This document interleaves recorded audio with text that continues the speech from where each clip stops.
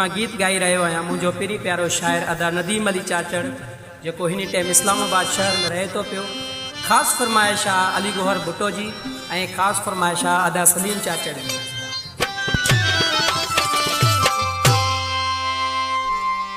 आयो ईद ते आहे यार मुंहिंजी दिलि ठरी पई आहे, मिली मूंसां वयो दिलदार मुंहिंजी दिलि ठरी पई आहे।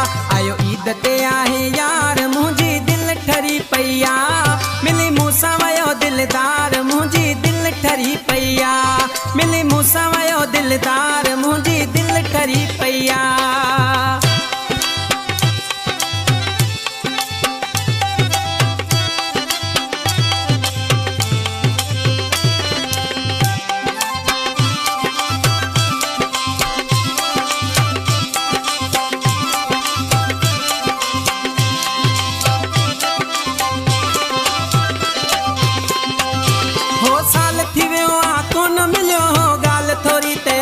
रुठो हो साल थी वियो आहे कोन मिलियो हो ॻाल्हि थोरी ते मूंखां रुठो हो। हली पाण आयो आहे यार मुंहिंजी दिलि ठरी पई आहे, मिली मूंसां वयो दिलदार मुंहिंजी दिलि ठरी पई आहे। आयो ईद ते आहे यार मुंहिंजी दिलि ठरी पई आहे, मिली मूंसां वयो दिलदार मुंहिंजी दिलि ठरी पई आहे, मिली मूंसां वयो दिलदार मुंहिंजी दिलि ठरी पई आहे।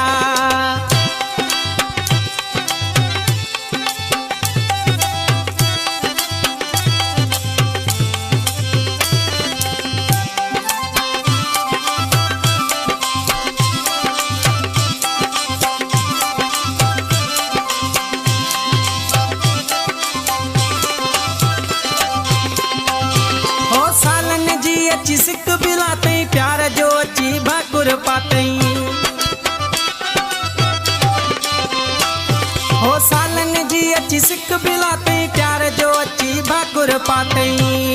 ॾिनई बाहुन वारा हार मुंहिंजी दिलि ठरी पई आहे, मिली मूंसां वयो दिलदार मुंहिंजी दिलि ठरी पई आहे। आयो ईद ते आहे यार मुंहिंजी दिलि ठरी पई आहे, मिली मूंसां वयो दिलदार मुंहिंजी दिलि ठरी पई आहे, मिली मूंसां वयो दिलदार मुंहिंजी दिलि ठरी पई आहे।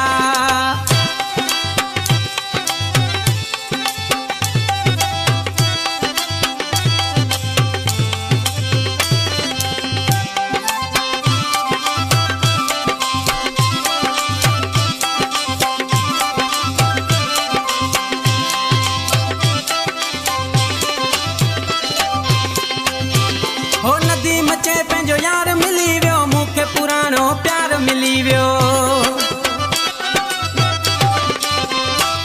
हो नदीम चए पंहिंजो यार मिली वियो मूंखे पुराणो प्यार मिली वियो।